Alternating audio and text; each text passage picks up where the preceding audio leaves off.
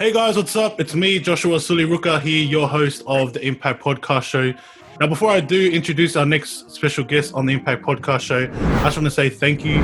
Thank you so much for tuning in. For those out there listening on Spotify and Apple Podcasts, and for those that are watching this on YouTube, thank you guys for watching this video. Make sure you guys like this video, comment if you guys got any questions or anything that you guys want to say, and make sure you guys subscribe to our YouTube channel and click on that bell button on the subscribe button, and you'll be able to get the latest updates to our videos, and that will be cool. Now, before I do introduce our man on the other side, I would like to state our mission, and our mission is simple.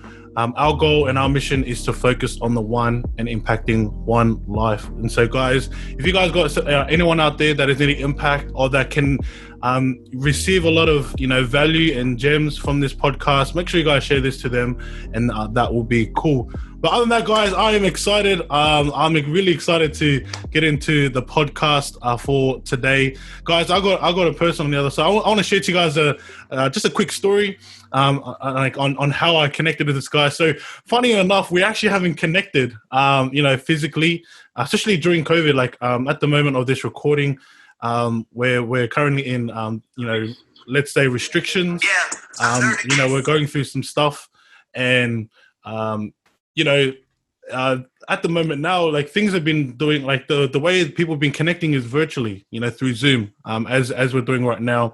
And the way I met this man on the other side was through the business that we're actually a part of. That's probably the connection that I had made with him.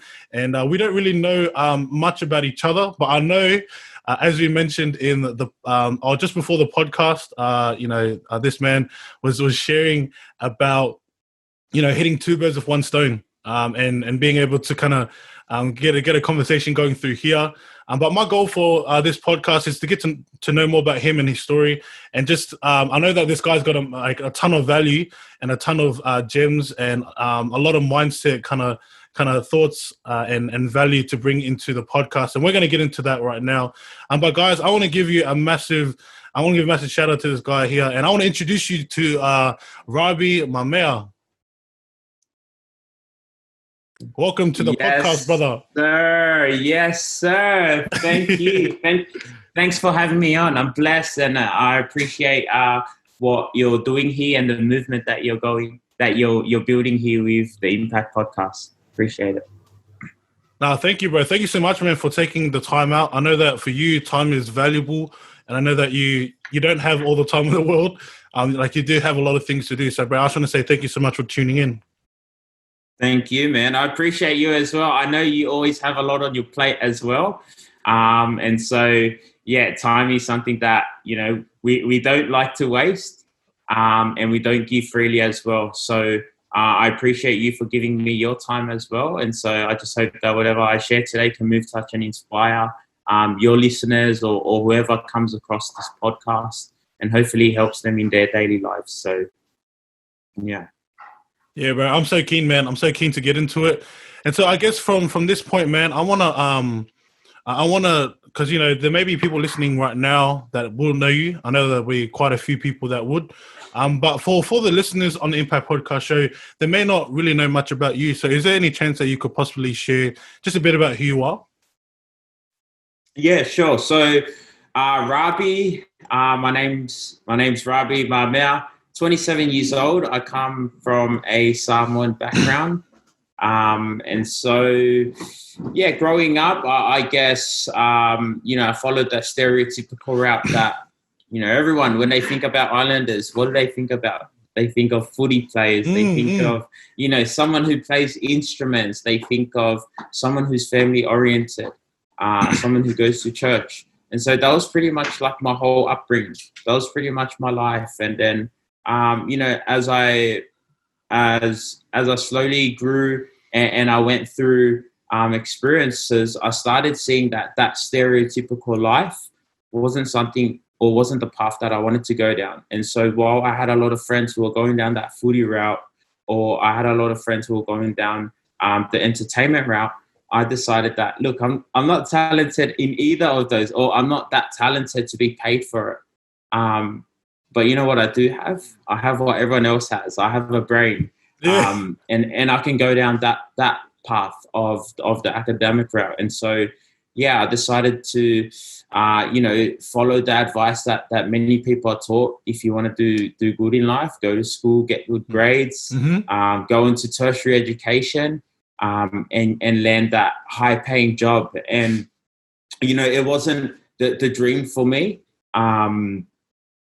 For me, I wanted to be a pilot. That was like the first goal. Yeah. But then after seeing everything that you had to go through, the route that I wanted to take, it just didn't add up. Because it meant that I had to spend time away from my family. And growing up being a very family-oriented person, it's just something that I couldn't do. And if it's something that you have to do for extended periods of time, it's just something that I can live with. And so for me, I decided to go down the engineering and finance route, and only because I heard that it paid well. Yeah. I grew up in if you're Islander and you're listening to this, you fully resonate with me, but we always grow up wanting to give back to our parents. Oh, man. That is the sole intent. When we start working, we start contributing back. That's just how our culture works. I know it doesn't align with other people. And so when I meet people like you, Josh, when I meet people who have the same values as me, we instantly just click. Yeah, bro. And so we're so aligned, like us, we're so aligned. You can be aligned, but you're not connected. Yeah. And so that's it was a case of that. I was aligned, but I wasn't connected to the whole engineering profession. Yep. I was aligned to what it could bring me, the life it could bring me. And look, I'm so blessed because of it. It's fully retired my parents. They don't have to ever go and trade their time for money, because now they have their kids to do that. Yeah. But it didn't take long for me to start realizing that that's not something that I want to be doing forever as well. I still want to make good engineering income, but I still want to have the time as well. The reason I decided to go down the engineering route was primarily, if I'm going to be honest, was the financial side of it. Yeah. But when the financial void gets covered, that's the surface issue. Once that gets covered, you start seeing the bigger picture. Yeah. And the bigger picture for me was, I'm not spending enough time with my loved ones. I'm spending full time at my work and part time with my family. And I'm not downplaying jobs. By all means, if you love your job, then, you're going to be a workaholic at it, by all means. But for me, I just didn't have that relationship. For me, when you love something, you really, really love it. You always want to be with it. For me, I don't have that relationship with work, but I have a relationship with helping people. I have a relationship with service. Yeah. And I have a relationship with like I mentioned, this whole family culture. And so, how long ago was this? 5 years ago, when I first entered into the engineering workforce, because the thing is, while you're studying, you start working. So my degree was 6 years. I scored a full-time role in my 4th year of uni. So I finished uni with 2 years worth of work experience already in the engineering field. So for me, I saw the bigger picture straight away. As soon as I got into the engineering field, I already put myself in the position of where am I going to be in the next 5, 10, 20 years if I decide to go down this profession. And it didn't take long for me to actually see where I was going to be, because all you need to do is just look at someone in your workforce who's been there 10, 20 years longer than you. And then ask yourself, is that the sort of life that you want to live? Yeah. I looked at how they were showing up. I looked at the energy they had. I looked at the responsibilities they had. I looked at the money they were making. That was good, but that was probably the only pro that I saw for me. The cons just far outweighed the pros, and to me, I'm like, man, I can't do this. Yeah. You know, if I want to be a family man, it just makes sense to always be there with your family as well. And so I understand they're working so hard for their family, but why don't you just start working hard before you have a family? That's just my whole mindset. I know people like they like to say, oh, like now I'm going to work hard now that I have kids. Why don't you just start working hard now so that when you have kids, you know, you can kick back and relax. You know, because I believe that's how, for me, like just for kids, how they see love these days. Like love is spelled Time. That's how it's spelled. 100%, bro. So and the best way kids learn is through like what they see. And so if they always see their parents working as they're growing up, then you know that's what they see in the relationship. You know, they see the value. So like I know that was a bit of a tangent, but you know, those were the sort of things I saw in the engineering profession, and it painted a very, very clear picture for me as to what I didn't want.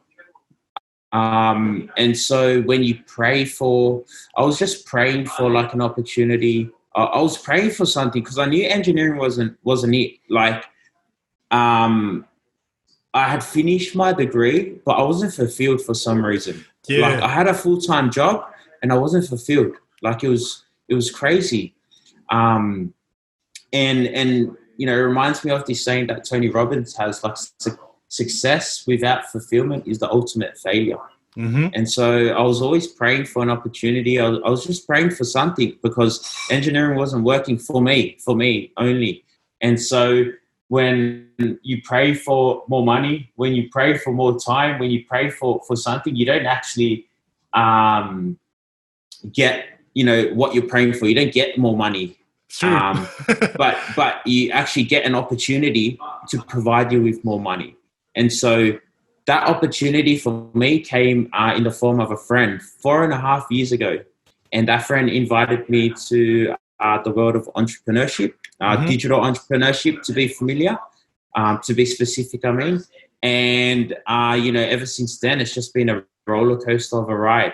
You know, there's been plenty of ups, plenty of downs, plenty of L's, and by L's I mean lessons. And because of all these lessons, it's brought us to where I'm at now, and you know, the person I'm at now, and you know, that's just what I'm super excited about. It's the fact that, you know, I just feel so aligned with the purpose that God's created for us, and you know, that's to go out there and just be of service to people. And I feel like with what I'm working on right now, it gives me the platform and it gives me the opportunity to do that. And that's something that for me, engineering could never give me. It could never fill that void of fulfillment. And that's why I'm just blessed with what's going on right now. I'm blessed with this year. I know for a lot of people, they're saying 2020 is not the year for them. Mm-hmm. You know, I have to disagree, because for me, 2020 has been the best year. And, you know, we talked about the importance of time, and, you know, we got no time to waste, regardless of what's going on. We got to make do with what we got. And, you know, I think I'm just a big believer in having God and having the faith to prosper during these times as well. And what you focus on is what you always get. If you focus on the negatives of this situation, you're always going to see the negatives. But there's so many positives that you can focus on as well. And you know, that's just what I've been aligned to during these times and during this season of 2020. So yeah, that's just a bit about me.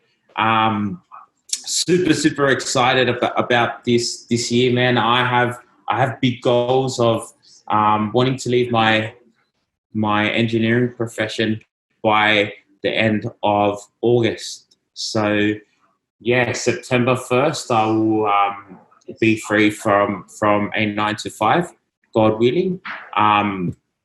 But if that's not the case as well, then the push still goes on.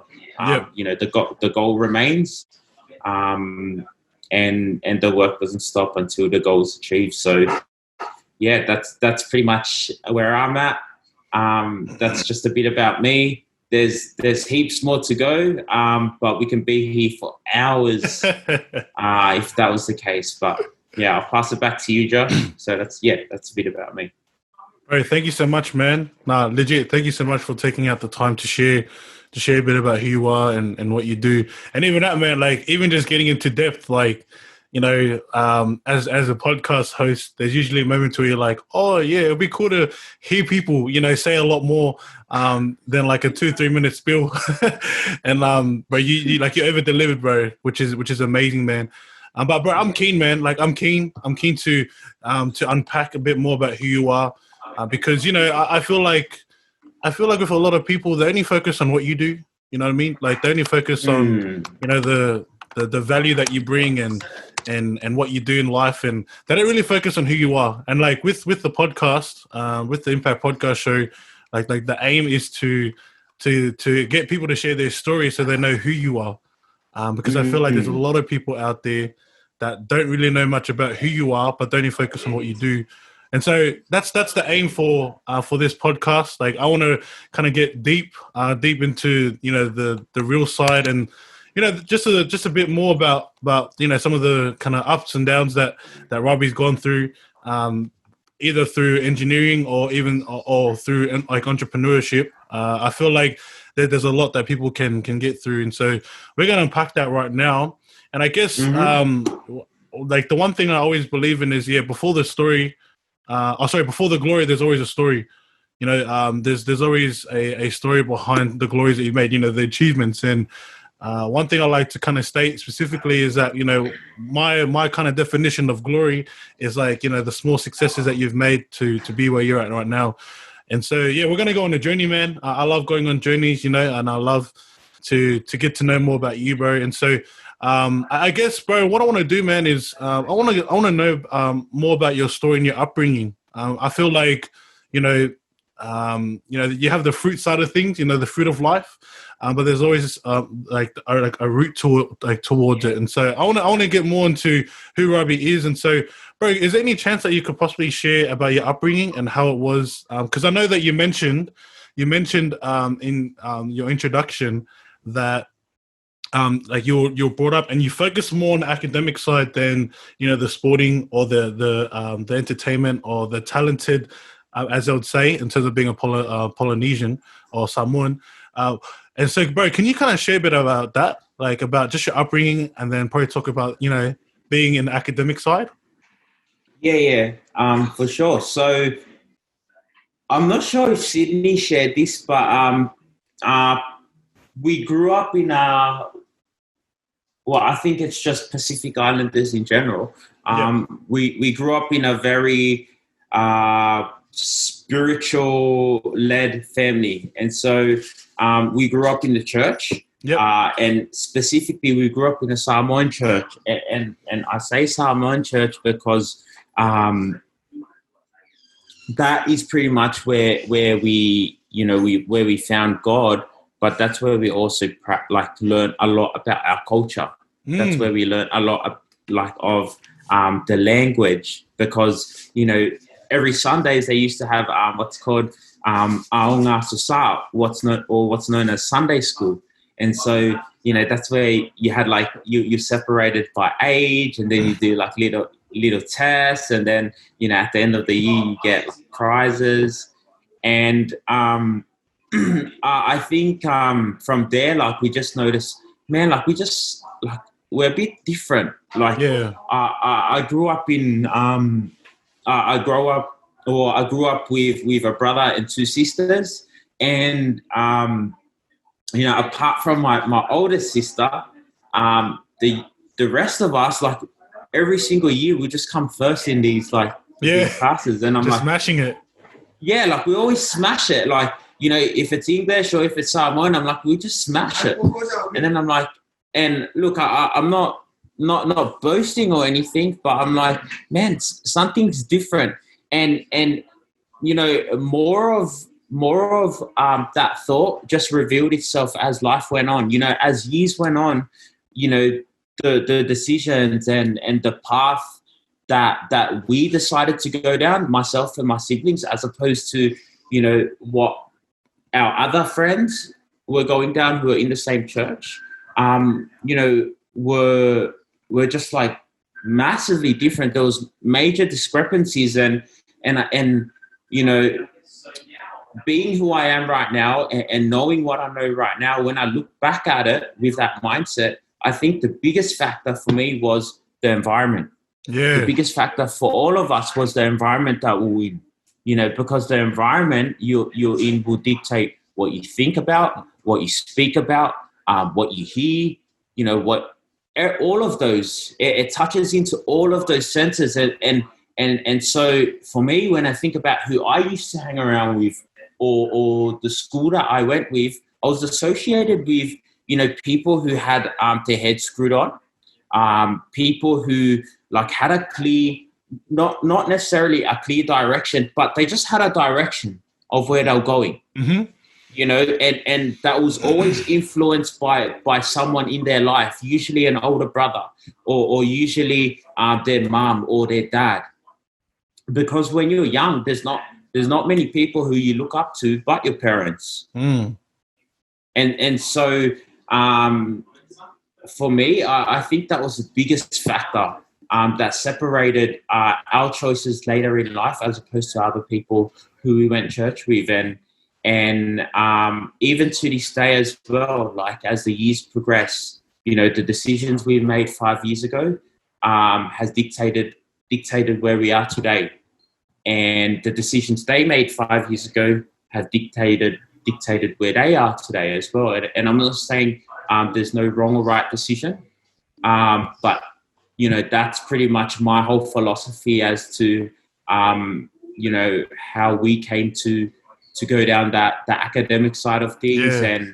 And not only that, like my brother is older than me, so that somewhat had an influence as well. Like, hey, look, if he's actually studying and he has the ability to go down that way, then why can't I do it as well? Yeah. I definitely can. And it just comes back to this whole environment. Like, obviously my brother lives with me, so when you're always seeing the commitment, when you're always seeing the discipline that he puts towards, getting the results, in order to acquire that high-paying job that they paid for you before you go down that journey, it starts to rub off onto you. It's like when you first get into a health journey, and let's say, for example, you want to build some muscle or you want to lose some fat. If you're hanging around with people who are very health conscious, who are always watching what they eat, who are very conscious about whether they've exercised or not, it's going to start to rub off onto you as well. And so that's exactly the same thing that happened when it came to life choices. And I'm talking about big life choices. Is like what are you going to do with your life? Like career choices. What are you going to study? Do you want to study? And, that all stemmed from the people I hung around with. Some of my best friends today are very successful, like very, very successful. And, when I think about why that is, I always look at who they were influenced by. Yeah. And most of the time, their parents are usually successful, or their siblings are successful, or someone in their close proximity is successful. And I'm like, when I look at it, I'm like, no wonder.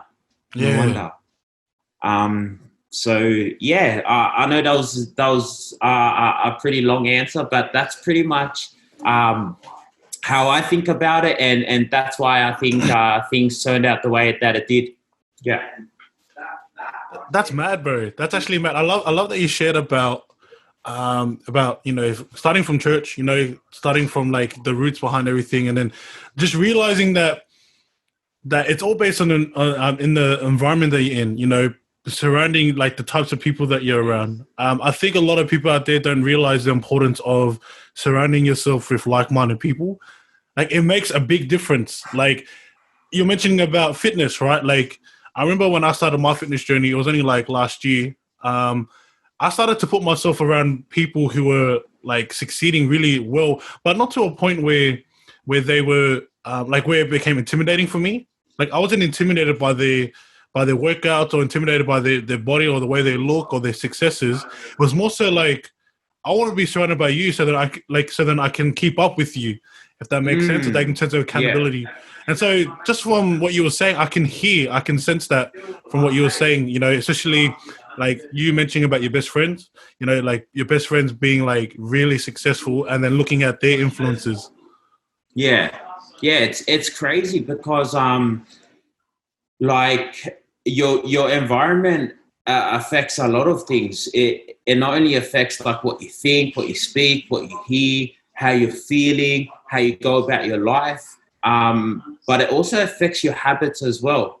And so from an academic standpoint, like in order for you to get good results, in order for you to pass the necessary subjects that you need to pass, you need to be consistent. You know, you need to be disciplined. You need to study when you don't want to. You need to be, you know, and when you think about those sort of traits, you know, those are the sort of traits that you need to be successful in any aspect of your life. You know, if you want your health to be on track, you need to be disciplined. You need to be consistent. You need to be trained. You need to train even when you don't feel like it. And this is exactly what we talked about before we actually went live. Yeah. You know, like showing up even when it rains. Like how many people decide to take the day off when it starts to sprinkle or when it's too windy or when it's too cold. You know, I just feel like, you know, not feeling like it, that, you know, your feelings just don't compute. Like when the goal is clear, it's just whatever it takes. That's all it is. So yeah. Yeah, no, 100%, man, 100%. I love that you mentioned about discipline, because that's a really important aspect to have. And I'm guessing that's something that really helped you out in terms of the academic side, because let's be real here, it's not easy. You know, it's not easy in terms of, you know, being kind of in the books, and there's gonna be moments where you just want to be like, nah, stuff it. And so, but I'm curious to know, man, like how did you push through it? Because, you know, like in our culture, like in the Polynesian culture, it's like it's very rare. It's very rare for us to kind of, it is saddening, and it's cool for people like us. We're actually trying to break that stereotype. You know, trying to get rid of that, to be like, yeah, you can actually succeed, if not in academic, potentially in the entrepreneurship. Like people don't. I started to realize, I'm like Pacific Islanders would be really good in terms of entrepreneurship if they just got their discipline right. 100%. I agree. How did I push through it? As a uni student, look, to be honest, that phase of my life was a very unhealthy phase, in the sense that, like, I was, you know, I was married to the weekends. I was married to that lifestyle and everything that was affiliated with it. But, you know, I'm so glad that I got pulled out of it. You know, I'm so glad that, you know, I didn't live in that area or that season for too long of my life. But it showed me, you know, a lot of things. You know, it gave me like a vision of the future. It's like a flashback of, oh, this is what you're going to go down. I'm like, nah, this is what I didn't want. So how did I actually push through it? Firstly, you mentioned something about like being the only Islander and stuff, and you know, it's saddening, because that's the actual truth. Like when I was at uni, my brother was also doing engineering at the same institution, and in my first year, there was probably a cohort of 500 engineering students. You know, I went to an engineering camp at the beginning of the year. And the whole purpose of it is just to get, you know, all first-year engineering students acquainted. So it was pretty cool, man. It was pretty cool because you get to you get to meet, like, these are the people who you're going to be walking the journey with. These are the people who you're going to be doing the late nights with. Yeah. And it was very funny because, this all goes back to like environment, like, and what the environment can bring. So based off what you feel, based off what you think, based off what you speak, based off all of those, will determine like your vibes, the vibes you give out. Yeah. And so I instantly just got attracted to people who we found out like later who were from the same area as me. Yeah, true. And so it's just like your vibe attracts your tribe. And so that was pretty much like my tribe that took me through uni. But like going back to like that initial point you made, like I never really had that mindset of, like I'm different. I didn't really care about like what nationality they were, like, because none of my friends who I studied with were Islanders. But all I knew was like, hey, like I made it to this uni as well. Like we're studying the same course. You made it to the same course. So I'm sure we have, the potential to actually get through it. Yep. It doesn't matter what nationality you are. But I think the biggest thing was like being able to apply yourself as well. And I feel like, just with our people, like that's something that I've seen, like they lack. Yeah. That's something that's trending. Like it's a big pattern. And like, I don't say this to downplay like our people. I love our people, and come on. I have a vision for our people, which I'll probably share later down the track. Yep. But yeah, like I just feel like when it comes to applying yourself and, staying disciplined and staying consistent and, all those traits I mentioned earlier, it's, that becomes difficult. Yeah. And I'm not saying I want to be perfect, but I'm just saying like as you get more self-aware of who you are, you start to see, what other people may need as well. Or, what you may be able to help someone with, as long as they're open to the help. Like no unsolicited advice here. But yeah, like I feel like all of that helped me push through it. And I got to tell you, bro, like I was really, really good at making friends.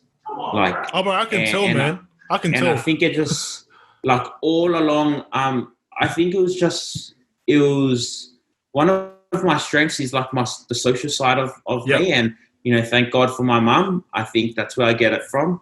But yeah, I was just really, really good at making friends all throughout primary school, all throughout like high school. Like I was just like, like I was just a really popular guy, like amongst like nerds, amongst sporties, because I was just into everything. Like I was in all the top classes. Yeah. So like I'm well associated with the nerds, so I knew how to connect with them, and I was also well associated with people who weren't so engaged academically, because they had interests which I could resonate with as well. So we aligned on that frequency. So it's always just been like a push and pull game for me in terms of relationships.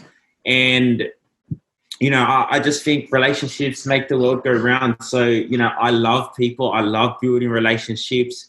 And that was one of my biggest strengths in uni as well. I made friends with the smartest people. Fortunately, they were in my group and they were geniuses. And so when it came to like, cram sessions, or when it came to study sessions, because I was very big on studying the night before, like we'll have like a 9 a.m. session. And I'll finish work at like 2 a.m. 2 a.m. in the morning. I'll drive to uni, get there like at 3 a.m. I'll start studying for a 6 a.m. exam, for a 9 a.m. exam. So literally I have 6 hours to cram 6 months worth of information. And, if it wasn't for the people I had in my circle, or if it wasn't for the relationships that I had built, no way I would get through those exams. No way I would be able to prep in that short period of time as well. And my brother can vouch for that because he was part of that circle as well. And he can tell you the networks that we built, the connections that we made, and the friendships that we now have for life. Some of them are just geniuses, and it just shows in what they're doing now with their life and what they've been able to achieve. So yeah, I'm blessed for those uni mates that I made along the way, and just friends in general that I'm making from here on out. So long answer, I know, but that's it. That's how I got through it, man. Make good friends and yeah, provide value, and that's it. Bro, that's a great example, man. That's a great answer. I love that you shared about the fact that you had to network with people. Like having people around you. Like I feel like you could have possibly done it on your own. Like you could have done it done the lone wolf and be like, yeah, sweet, I'm gonna succeed. I'm in the engineering space through uni. I'm gonna kill it without anyone. Like I'm fine. But you chose not to do that. You actually had people around you, which I feel in life, especially during this time, especially during COVID, how important it is to kind of surround yourself with people. Like knowing now that during COVID, there's been so many kind of like restrictions being in place. You got to be 1.5 spacing, and you can't really kind of have many groups around. Like I thought about it, I was like, man, it's actually starting to become the norm. It's starting to become the norm of like doing like Zoom meetings, or you can't actually physically kind of be around. But I guess it all comes down to perspective. I guess it all comes down to the way you see it. But yeah, man, I want to say, bro, thank you so much, bro. Thank you so much for sharing on that, because I feel like that will really help out those people out there that are doing they're kind of going on a similar road. Because let's be real here, it's not like what we're doing isn't common in the PI community, and I feel like it's going to bring a lot more kind of awareness or opening to be like, oh, I can actually kind of succeed in uni, and one of the ways I can do that is through kind of surrounding yourself with like-minded people. Yeah, 100%. Yeah, that's full on. And what I didn't mention was my degree was 6 years, but it was probably like in my third or fourth year. That was also the year I got introduced to entrepreneurship. And it was also that same year when I just didn't feel like aligned with engineering anymore. Yeah. But for me, like I have this mindset of like, once you do something, see it the whole way through. Yeah, So I'm not one of those people who starts and then stops something. Like I have to finish it. And so because I was already at that halfway point, or just a bit past halfway, I'm like, man, I just have to push through. And yeah, the biggest thing that did help me push through were the people around me as well. So yeah, big ups to everyone around me during those times. Yeah, definitely helped. Yeah. And I guess this could be a great encouragement for people out there listening during, because at the moment of this recording, we're actually going through the COVID pandemic. And so there may be people out there kind of lost because they can't connect, physically with people. But I believe that there's different ways that you can actually connect with people. Like right now we're connecting through Zoom, and like I feel like it's like a similar way. I know it's going to be completely different when we do actually meet kind of one-on-one, but this is like actually a starting point. And I guess this could possibly help people out to understand that you can actually connect with people and bring yourself and surround yourself with like-minded people. And I feel like that will help people out in terms of their goal, whether you're wanting to succeed in uni or whether you're wanting to get into, building your own brand or your business. I think this will help people out there 100%. Definitely. Yeah. We live in a world where we have access to, successes in any industry at the tip, like, at our fingertips. And all we literally have to do is start following them and start, absorbing or downloading their content into your mind. Yeah. The second best thing you can do if you're not around them physically is to be associated with their resources. And so, if people have a page that they can follow, if they have somewhere where they're always spitting out content, Like I know someone like Josh is a content creator, and so he's always spitting out great content.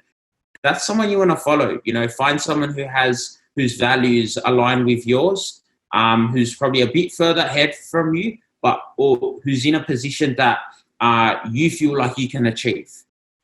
You know, and those are the sort of people that you want to associate with as well, because those are the people that, you know, will be pushing you even when, you know, you may be staying at home during these times as well. So, yeah, I just wanted to share that too. Yeah, no, sweet. Yeah, sweet as. Thank you, man. So I guess from this point, I ended up like overhearing you, and you were mentioning about kind of like the social side of yourself, and knowing that, you know, it's funny because when I first kind of got in contact with you, I knew straight away. Like, I don't know, I just had that instantaneous kind of like spark inside of me saying like, this guy, I know straight away, this guy's a social butterfly. Like 100%. Like, I don't know. I resonated with it because like I'm the exact same too. Like what you had mentioned in terms of you being in the school, it's like I went through that. Like I went through that, you know, going through school and being in like, you know, one of the top classes in the school, and then being able to still hang out with the boys, and like you were just really like, I feel like you weren't like fake or anything. It was just that people resonated with you. It's more like they were coming to you as opposed to you going to them. That's kind of like how I distinguished it. But bro, can you share a bit about like, you know, kind of like the root side? Because you mentioned about your mum. You mentioned about like you felt like that came from your mum. Could you kind of explain a bit more about that? Yeah, so like for those who know my mum, they'll know that her personality traits are a complete reflection of my personality traits. So like, what do I mean by that? Like when we're out, like let's say in the open, out at a shopping center, for example, my mum will like approach people, like, and it's not in a weird sort of way, but it's just like opening conversation. Like if she needs to know something, she's not scared to go out and ask for it. And so that's something that I feel like was just natural. Like I know it's something that can be learned as well, and it's something that can be taught. But I just had that instant muscle from me from the get-go. So yeah, that's pretty much where the origin of it. Yeah. Because, bro, I love that you mentioned that it's coming from mom, because like I can resonate with that too, bro. Like my mom's a social butterfly too, and so like I was thinking about it. Like for me, I started to learn that I resonated with my mom in terms of that side, and I was like, bro, I'm actually quite curious to know, because people don't realize that the little things that you learn in you know, growing up can actually define the way that your life is like in the future. And I feel like that's what happened with you, man, because you know, I'm just making an assumption, like because you were spending time with your mom so often and just really resonating with her, as a result, you ended up becoming pretty much her version, like obviously your own version. Yeah, that's you hit the nail on the head. Like when you put it that way, every time I think of my mum, I think of someone who's always smiling. And if you do see my mum, if she's not screaming at me for eating too much, she's usually smiling, man. She's usually smiling. So it's more like it. You know, there's this saying: if you want what they want, do. Like if you want what they have, do what they do. Yeah. And so for my mum, if I want the happiness that my mum exudes, then what does she do to do that? You know, like from me as a little kid, you learn by seeing. Yes. And so I always saw my mum like speaking to people. So, you know, because I'm always out there shopping with her, you know, now that I'm older, I take her to shopping and I pay for the shopping. But I still see that to this day as well. She's always sparking up conversations. She's always speaking to every Tom, Dick, and Harry. But it makes her happy. And then she comes back and she reports to me her conversations and how her day went. And that's what makes her happy. And I'm like, wow, that's something that I like to do as well. I'm always out there sparking new conversations. I'm always out there meeting new people, and I'm always out there learning about new people as well. And so that's what makes me feel good. And I think that's why I'm such a social butterfly too. So, you know, if you are around me and I don't know you, I can't help but spark a convo with you. So yeah, that's me. And that's what I see from my mum. That's rubbed off onto me. That's amazing, bro. That's amazing, man. And the reason why I asked this is because for those that are listening, you know, Rahby has a brother and his name's Sydney. And I actually done a podcast with him a couple months ago. He was on the Impact Podcast show, and he was actually sharing about him growing up as an introvert, you know, being introverted and, you know, not wanting to have certain conversations. And like, I wouldn't say he was like, in my mind, like, I didn't see him as shy. It's just like he chooses not to. You know, he chooses not to have certain conversations because, you know, he's probably more willing to have conversations, or let's say, you know, kind of better conversations with other people. Or like, I felt like for him, he was more so, you know, the type to be like, oh, I'm probably just going to invest, like, I'll invest time in that one person. Whereas for us, we're completely different, bro. We're like, bro, we'll talk to the whole world, man. Yeah. And so, yeah, I was only curious, bro. I was only curious to know because I know that you two are quite different, like in terms of personalities. But the cool thing is, man, is that at the end of the day, like, you guys still kind of connect well. Like you guys really connect well, even though you guys are different in that space. Yeah. Yeah, nah, you're definitely right with that. Yeah, me and my brother, we work very, very well together. It's a bit like it's a bit cliche, but like what he's good at, like I'm not so good at. yeah. Like my brother's very strategic. He's very analytical, and these are all traits of an engineer, which I naturally don't have. And so that's what my brother's good for. And so in saying that, like what my brother is not so good at, I'm amazing at, I'm great at. And so, you know, we pretty much complement, you know, we rub off each other. We use each other to our advantages or our strengths, and we just work with that. So yeah, it's fun working with him as well. And, you know, at the end of the day, the root core of why we work together is love. Like love for what we do, love for who we do it for, and love for the people that we get to work with. And so, you know, it's an amazing journey. I know a lot of people out there are like, don't do business with family. You know, that's totally relative. That just depends on you. But I know, regardless of, you know, when it comes to family, nothing will break it. No material, no business, no money, nothing. Because the foundation of it is none of it. The foundation of it is the man, the myth, the legend. Come on. Yeah, come on, bro. Yeah. No, that's amazing, bro. Like I'm thankful that you shared about you know, that relationship with your brother, because I know that you guys are doing business together, you know, at this moment. And, you know, people can get a bit like, you know, kind of like question. They might question and be like, oh, I'm not sure if it's actually going to work out. But I guess it all comes down to faith. You know, I think it all comes down to, you know, what you believe in. And for you guys believed in yourself that at the end of the day, like, we're going to do it together and we're going to win together. And even if we fall, we're going to grow and actually learn some lessons together. And that's very, like, you know, rare. Like, you don't see a lot of businesses out there, like, you know, in terms of a percentage, you don't see like you know, over 60, 70, 80% of businesses, like family businesses, actually succeeding.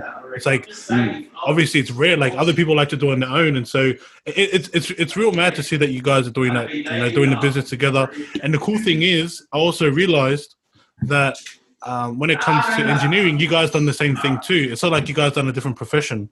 Like, it would have been a lot different if you were like a social worker and he was doing engineering, but you guys resonated together already. So I wouldn't be surprised if you guys are doing business together because you guys done the same profession together.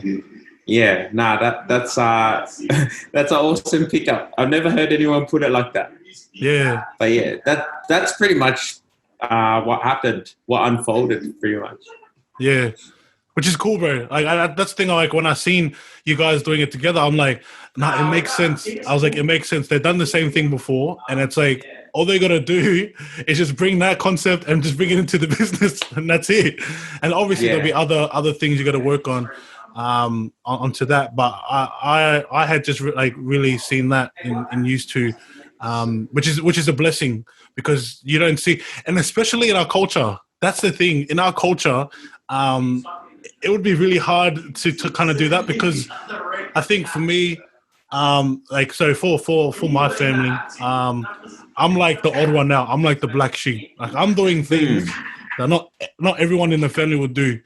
And so to see, you guys have that connection together, it's like, yeah, not a lot of people have that in their family.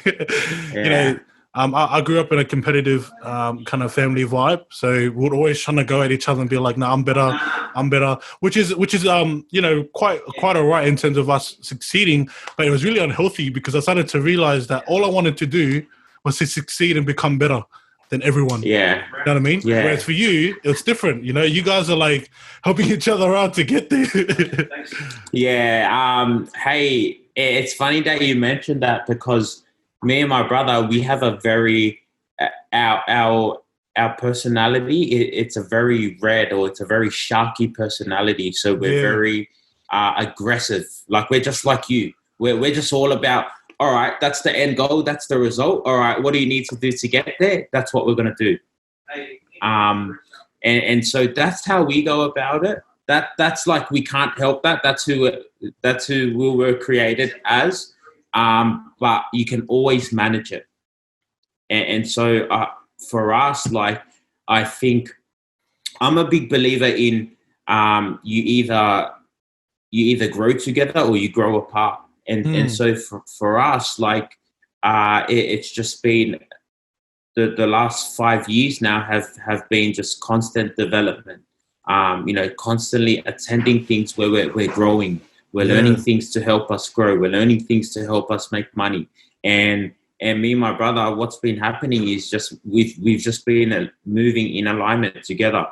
And as we've been moving in alignment, what's also been increasing is our EQ, our emotional intelligence. And so we're very conscious of like our personality, and we're very conscious of when that comes out as too intimidating. Or it may come up as too aggressive to people who don't have the same personality as us. So, emotional intelligence is one of the biggest things that has, I think it's been a game changer. I know it's been a game changer on our end because, with what we do, it requires us to, work with a lot of people. And if you understand that everyone has a different language, people have different personalities. Yep. The way you're going to deliver one message to yourself, Josh, isn't going to be the same way I'll deliver the same message to, someone else who isn't so aggressive like you or who isn't into competition like you. And so, for me to be able to know that, it's just been constantly developing myself in that area of emotional intelligence, but also experiencing things in my life as well that have helped me see like the bigger picture, or that have helped me align emotionally or emotionally detach or attach myself from things. So I just wanted to share on that as well. Yeah, no, 100%, man. And like, bro, I'm actually so grateful that you guys are actually doing the business together. I can see like your guys' connection that you guys bring.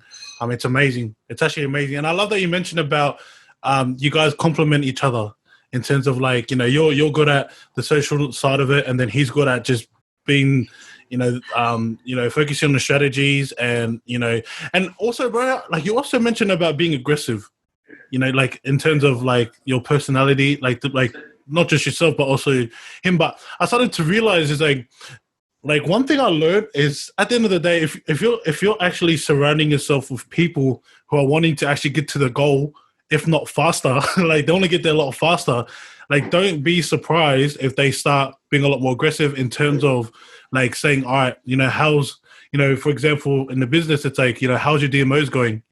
How's your daily methods going? Like, because, for me, like, my mentor, he would always say to me, like, what are you reading? Or even that, what's your podcast? Like what podcast you're listening to? And it's like, if you're in a state of like, if you're feeling fearful, you'll be like, I don't want to tell you, I don't want to tell you what I'm doing, or even that you don't want to do it. But because like you're surrounded by like-minded people who are wanting to succeed in their profession or wanting to succeed in life, you're going to do whatever it takes in terms of like 100%. going hard on it. And so I guess for those out there that may perceive us, because I don't feel like it's just you, bro, or Sydney, like there's a lot more people out there. Just always understand that at the end of the day, the only reason why we may sound aggressive, or we may feel like you may feel like we're aggressive on you, or you may be feeling the vibe, it's just because we're wanting to get to our goal, and we don't want to stop and chill out and be like, yes, we're all there, because that's the one thing. We don't want to be complacent. We don't want to feel content. Like, we're not satisfied. We want more to give back. 100%. Spot on, man.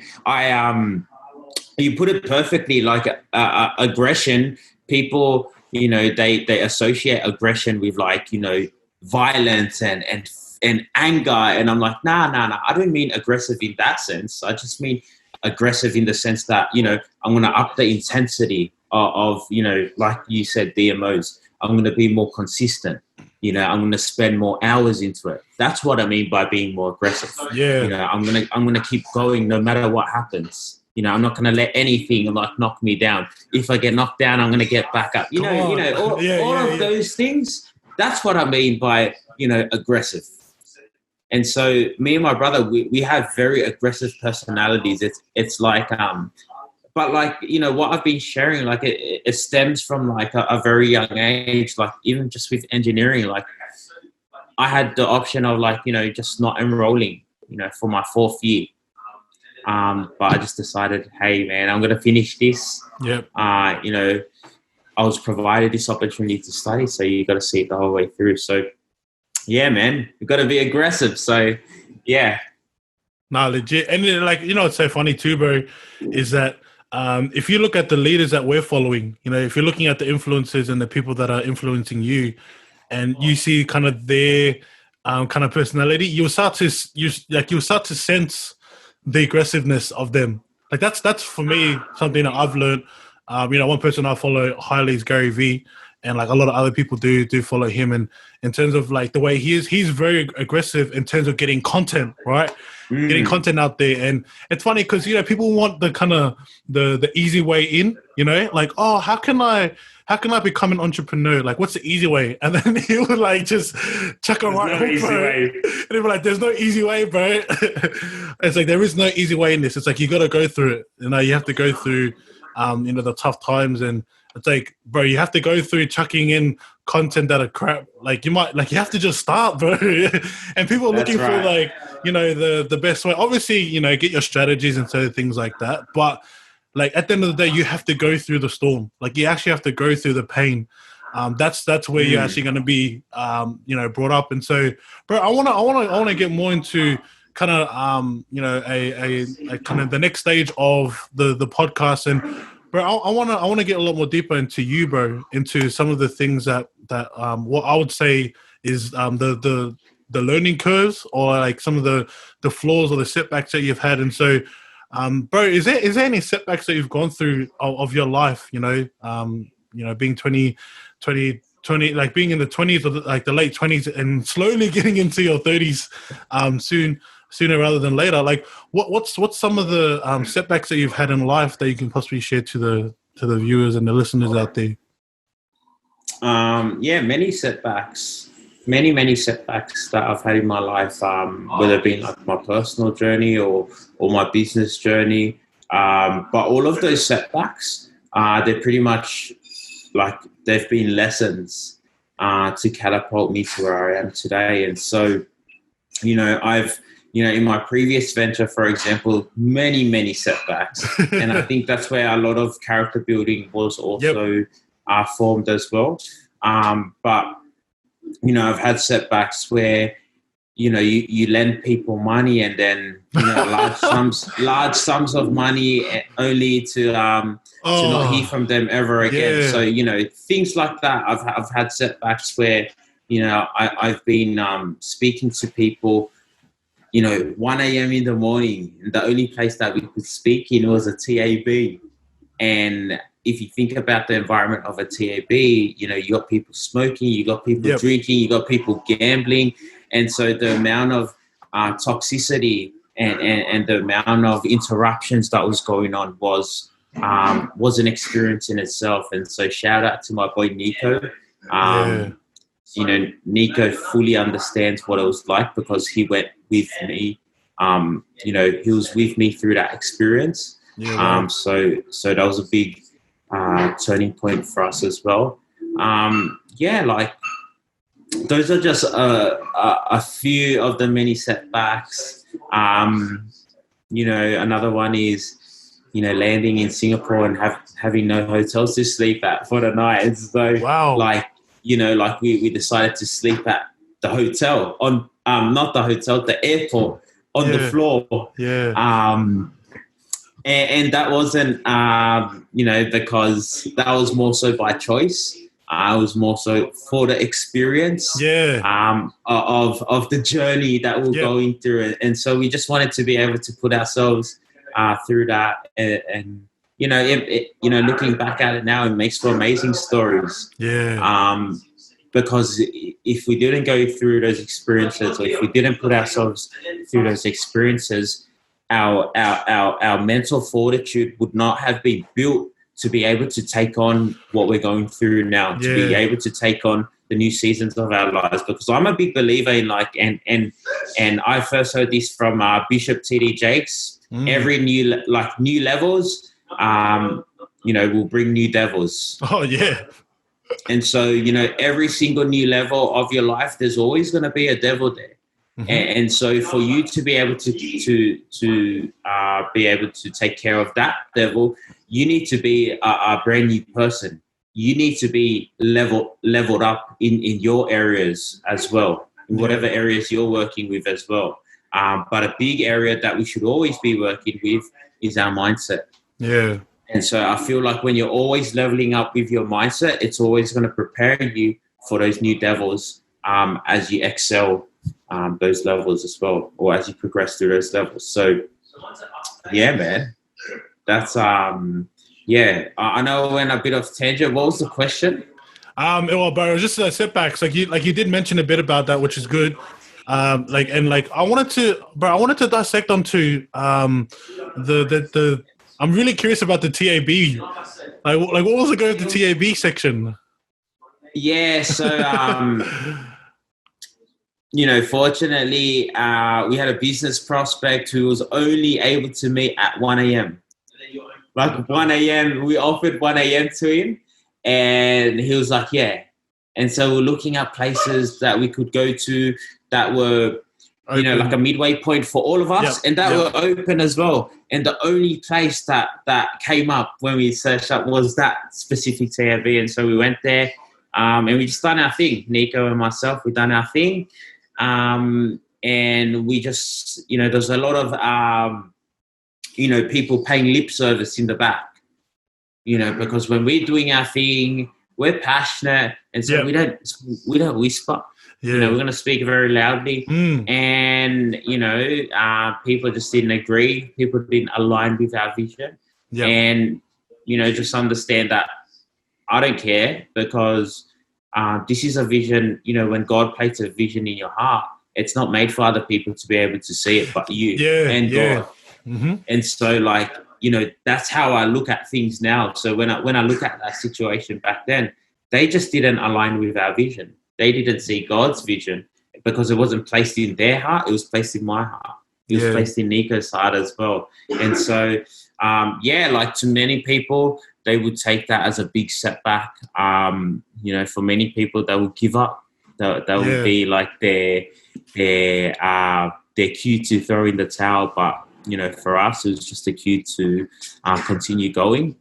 That happened maybe about 3 years ago. I can't remember specifically the time, but how it made me feel, like I'll never forget that. And I know, like if you ask Nico about it, he'll give you his opinion about the situation as well. Yeah, that's amazing, bro. Honestly, bro, that's amazing how you didn't like, bro. I'm looking at it that, bro, and the fact that you didn't allow that to, like, in terms of an offense and certain things like that. You didn't allow the offense to take over you. You ended up taking over the offense and being like, bro, I'm still gonna push through. The vision's like brighter to the day for me. And I, like, one thing I believe in is having a vision, right? Like, before you do anything, have a vision. One thing I believe in is, for where there is no vision, the people perish. It's like, if you don't have a vision in what you do, like, everything's going to crumble, including yourself. Like, I felt like if you didn't have a vision and the vision wasn't sparked upon you, you would have just said, nah, stuff that. Like, I'm not going to do this anymore. Because, like, 100%. There's no purpose. There's no kind of, clear vision as to what you want to do. That's definitely correct. And I feel like everything I'm saying, just like, it just all connects, because this is a perfect example of emotional intelligence. Yeah. Part of me getting into entrepreneurship means that I started working on myself. I started developing myself, and this was always done on a consistent basis. And so the old me, if I was in that situation, the old me may have retaliated. Yeah. Physically.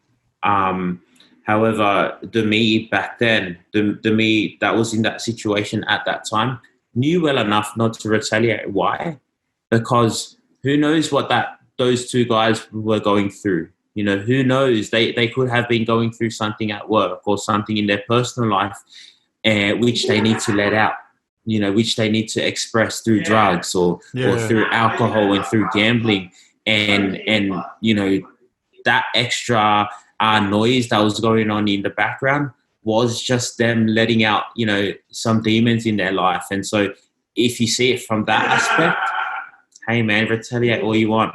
Like, no closed fists here. And so, I'm just so glad and I'm so grateful for this whole personal development space, because if it wasn't for that, the result would definitely have been different. 100%. Let's put it that way. But that is so true, man. Like, one thing I've learned, especially during, like, the entrepreneurship journey, is that people should see it as a blessing to know where we are now as opposed to where we were before. Like, imagine if people met the old Rahby. You know what I mean? Like, if they met the old Rahby, it would be a completely different story in terms of retaliation. 100%. Yeah. Like, I feel like that would have, oh man, that would have been a big difference, man. And, like, I guess, for those out there, just, when like, one thing I believe in is, like, just always understand people's stories. Like, everyone has a story to their life, and I think a lot of people just go based on what they see and not based on what they know about a certain person. Like, I was having a conversation with someone, and they were mentioning that, that they're really upset about this certain person just on the way they look. And I was like, oh my gosh, like, do you know much about them? And they're like, no, not really, but I just don't like the way they look. And I was like, okay, cool. It's not on them, it's on you. Like, it's you. You're having a problem, and there may be an insecurity thing, which is fine, and that's totally fine, just as long as like, what to work on. And so that's the thing I like about doing podcasts. Like, I love jumping on a podcast and having conversation, because it allows people to understand more about who you are and the fact that 100%. You're human, and that they can actually hear the stories that you've gone through. 100%. Yeah. Which is amazing, man. And so, bro, at this time, man, I wanna kind of utilize, some of the setbacks. One thing I believe in is, when it comes to your setbacks, you can actually utilize your setbacks to set yourself up. Set yourself up for what you're doing. And so, bro, I believe, man, that everything that you've gone through from starting from church and growing up and kind of getting into the academic stage, of life, and focusing more on pursuing that journey as opposed to like playing footy or getting into the music scene, and certain things like that. Things that us polys are really naturally talented at, as I would say. And you going onto that journey of going to engineering, and then going from engineering to entrepreneurship. Like, you've gone through a lot, bro, in terms of your life, and you've learned a lot of things. And so, bro, what are some of the learning curves that you've learned in terms of the setbacks that you've gone through life that you could possibly share? Yeah, keep your faith close. I feel like for me that's been a big area of focus for me. I forgot what it's called. There's this concept that Tony Robbins has, but I'm not going to use that concept, but I'm going to explain the exact same concept in another way. So we have areas of our life. So we have our health, we have our spiritual, we have our business, we have our financial life. And so when one area of your life is lacking, it starts affecting other areas of your life as well. And so for me, as I was going through setbacks, as I was going through those times, one big help for me was just keeping my faith close. Yeah. Staying in an environment where faith was the focus. And so, when times got tough, who do you turn to? Where do you turn to? Yeah. It's always something that's faith-centered. It's always something that's faith-focused. And so that was pretty much, that's pretty much a big lesson for me, keeping your faith close. And then the next one is keeping supportive people around you, keeping supportive people in your circle, because those are the people that are going to dictate what you're thinking, what you're feeling, everything that we spoke about at the beginning. But those are the people that are going to guide you with, whatever direction you go in your life. They're going to be the one who are encouraging you. They're going to be your supporters. And those are people that you need in your circle. Yeah. Even if they have nothing to do with what you're doing, even if they know nothing about what they're doing, moral support, encouragement always goes a long way. Yeah. And so I think those are, two big lessons that I've learned along the way. Very, very simple. Mm-hmm. And I think if there was another lesson that I could share, it's there's only two things that probably dictate where you're going to be, from depending where you are right now and where you're going to be, and that's your work ethic and your mindset. Now, work ethic is something that can be measured, because I can ask you, all right, like, how much work did you do today? How many hours of work did you do today? And if it's like a very small number, then that's not. I already know, like, all right, you don't have like a big work ethic. You have a very small work ethic. The thing that you can't change, or that it's very hard to measure, is your mindset. Yes. Your mindset. And if you understand vision is part of the mindset. And not only that, work ethic is a byproduct of your vision. And so if you have a grand vision, if you have a large vision for where you want your life to be or who you want to become, then the work ethic is going to be great as well. You're always going to show up regardless of how you feel, because you have a large vision. Yeah. And so for me and my brother, we had a massive vision when we got into entrepreneurship for helping out our poly people. Yeah. Of course we want to help out everyone, but there's always a soft spot when it comes to your own, your own, your own blood and your own community. And so that was always on our mind. That's something that we always prayed on. That's something that we always worked towards. And it's not something that happened overnight. Mm-hmm. And it's something that's happening right now, though. But it's something that took 5 years to build, because it wasn't just the actual platform that needs the building, but it was more so us that needed the building as well. Because, if you could have everything you want, or being the way you are, you'd already have it. But the reason I don't have everything I want, the reason I don't have everything in my life that I can think about, the reason I haven't created the impact that I want to create, it's because I'm not the person that I am right now. And so, growing and working on yourself, that's a continuous, it's a continuous journey.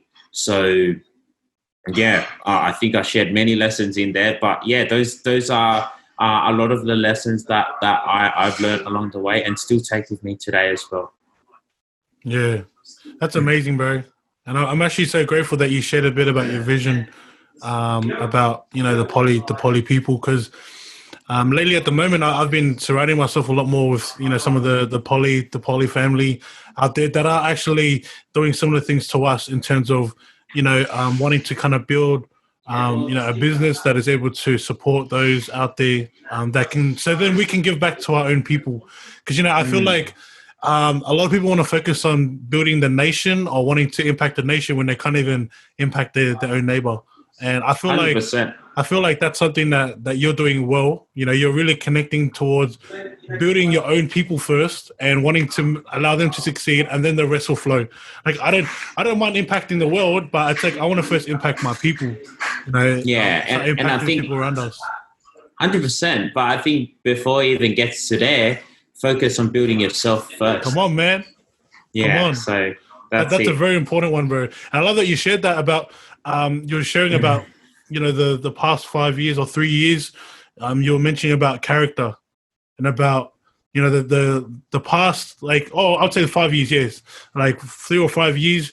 You were saying all these challenges and setbacks that you're going through were just kind of testing on your character, like based on like you being sharpened. And I feel 100%. those. I think a lot of people think that you're going to become an overnight success. That you're going to succeed, in the next year or the next 2 years. It's like, I'm telling you right now, you won't see the fruit of it until probably the 5, 10, 15 odd years. Like, yeah, that's right. Like you'll never get it in the first year. You may see like a little bit of fruit, like coming up, but you're not going to see the whole thing like until probably 5, 10, 15 years. That's something that I learned. Like at the end of the day, that's the reason why vision is so important, and having that set vision. Because that's the one thing that you're always going to fall back on. 100%. 100%, man. That's powerful. Yeah. Come on. Look at us. Oh, man.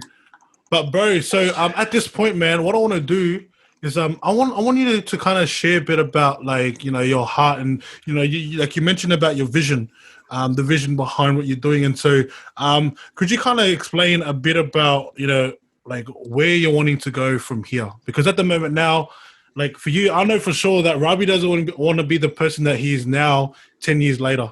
Like obviously he wants to be at a better spot and a better place. And so is there any chance that you could possibly share about, where your heart's at and where you're wanting to go from here? Yeah. So I feel like with majority of people, as they go through life, the primary focus is always themselves. Yep. The primary focus is always their household. Yeah. Like, what do I mean by that? When they're going for work, they're going to work so they can make money to provide for their family. And so the focus is always making money for your own, making money for yourselves. And so for me, like I got to be straight up and say that the primary focus is being able to make money, but being able to make enough money so that I now have options, options of not only giving to my family, but also being able to give to my community, So I'm still in that whole process of working towards that because, when you ask people what it is they want, if the answer is money, you instantly know that that's always a surface answer. Because when money gets covered, what's their answer going to be then? Yep. That's usually the real answer. Yep. And so, the goal for me is to always fill that money void. Fill that money void.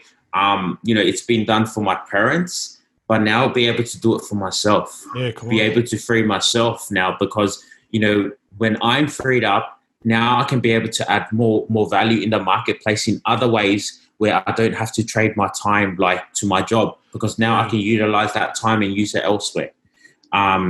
So, you know, I'm still in that constant cycle of first being able to get myself, you know, out of my profession, and then working on our platform to be able to build it to a stage where it can provide, you know, value not only to our community, which is what's happening right now, but, you know, globally. And so it doesn't just stop there, man. Like, that's one form of help and utilizing one platform. But, you know, once you start creating more capital for yourself, you can start investing into other areas that are being able to give back to people as well. So, you know, for me, I love to travel. I love people. I love to give back. And so if there's other ways where I can invest while being able to travel, man, that's killing two birds with one stone for me. Like, I'm getting to travel and I'm getting to serve. And, you know, that's the greatest fulfillment. You know, when money's out of the picture, that's the sort of life and that's the person that I want to become. So, yeah, everything that I work on and everything I'm working up to is to get me to a position where I can live out that sort of purpose. Yeah. Bro, I love that you shared that, because you mentioned about money, you know, money giving you options. And, you know, for someone like myself, it had to take me kind of like taking a leap of faith into, you know, the business that we work in, you know, to step into that role, to realize, like, oh my gosh, like, money does actually give us options. It gives us a platform to actually utilize our time a lot better, and be able to give back. You know, I put a post up recently on Instagram, and it was like a person stating to the world that, like, I want to become rich. And then after that, it's like everyone's having these, you know, their forks, and they're wanting to obviously kill and be like, no, what the heck? Like, you know, becoming real offended and being like, why? Like, no, sorry, they're not even asking why, you know, like, in terms of the picture. They're actually not asking the reason why. They're just kind of making an assumption, being like, oh, this guy is just a money lover and he wants, you know, $1 billion, he wants a mansion. But then people don't realize that at the end of the day, it's like, if you know people's story behind the reason why they wanted to do it, that will literally change your perspective on why you're like, okay, sweet. Now, all right, okay, I'm probably going to put the forks down. I'm probably going to put a bit of love hearts, you know, or being like, yes, I'm all for you. And I guess that's the whole purpose as to why I do podcasting, is to actually allow people to share their story. Because let's be real here, man, you probably got people right now that are probably either judging you or looking at you and being like, oh, like, this guy shouldn't be doing this or doing that. But once they start hearing your story, that's when they say, oh, you know what? I'm sorry. I'm sorry that I judged you in that way. And I feel, honestly, I have so much empathy for those out there that assume, you know, that think that, you know, the story that they've created in their head is true. And obviously it's not. And so, yeah man, I was going to say, bro, like, I love your vision, man. I love what you're doing, and like, you wanting to actually impact our community first. Thanks, and then obviously pushing on into you know, the world. You know, at the end of the day, like, I know that you're a person that loves to help people and see people grow and succeed, and I can see that, bro, especially in the business that we're in. Thanks, brother. Appreciate it. Yeah, bro, it's amazing, man. But yeah, bro, like, we're gonna start wrapping up the podcast, man. Bro, honestly, we can talk for days. There's been a mad conversation, man. I have to cut my answers short because, like, I'm being a bit more conscious. Like, all right, cut it off now. Bro, don't worry, man. Honestly, I have the same issue, bro. Like, I have the same issue, and like, I'm starting to become more conscious too, man. And it's not just like on podcasting and stuff like that. It's more so in life, like. I gotta be kind of aware of, like, trying to cram things in, because, bro, my mind is just saying, just say, you know, like, just to add, like, a lot of value. But then it's like, okay, I probably gotta cut it off now. And so, yeah, bro, I guess at this point, you know, like, you've shared a lot, bro. You've added tremendous value for not only just for myself, but for the people that are listening. And I guess at this time, you know, one thing I love to do on every podcast is allow the special guests to share a bit of encouragement for those out there that are listening. And so, bro, of everything that you've mentioned, you know, we'll come to a point of of this to end it off. Bro, what is one thing that you can share to those out there? Just an encouragement. Yeah, awesome. Simple encouragement, or achievement, or starting points of achievement always starts from your belief. Yeah. And so you don't really have to know how, but you just have to know. You just have to know. And if you don't feel that way yet about your goal, then it's probably because you don't have a goal. It's probably because you need to change your goals. Change your goals, or find something that you feel good about. Find something that you can believe in. But there's also a trick as well. If you can't believe in yourself as well, borrow someone else's belief in you. Yep. And use that to create results for yourself. And once you start creating results in your life, you're going to start creating belief for yourself as well. So yeah, that's my simple encouragement. The starting point of all achievements is your belief. And so yeah, you don't have to know, but you just know. You just have to know. You don't have to know how, you just have to know. That's it. Yeah, I love that, man. Just have that belief, have that faith. Have that faith. Come on, man. Come on. That's it. Yeah. And so, yeah, man. And so, so at this time, guys, we're going to wrap this podcast. Man, I actually really enjoyed this, man. I actually got a lot of value, ton of value. And it's funny because I'm real energetic. I'm always energetic and stuff, but I'm like, no, bro, let's just calm the storm, man. Like, just chill out and just have a chill out vibe with Rahby. And so, bro, I was just saying, man, thank you so much, bro. Thank you so much for taking out the time. Thank you for adding so much value to the people, bro. What's the best way that people can connect with you? Instagram, so it's just at Rahby Mamea, or you can follow me on Facebook as well. However, my Instagram is probably the most active for me. And yeah, I'll see you guys on Instagram. Yeah, sweet. So guys, for those that are listening on Spotify and or Apple Podcast, make sure that you guys check out our Instagram, and that's where you'll be able to connect with Rahby through there. But if you're watching this through YouTube, make sure you guys check him out on the links down below. And for those out there that are on Apple Podcasts and Spotify, just go on our Instagram. He'll be on our Instagram page over there, and that will be cool. And so guys, that is all that we got. Thank you guys for watching. Thanks Rahby for tuning in, and we'll see you guys in the next one.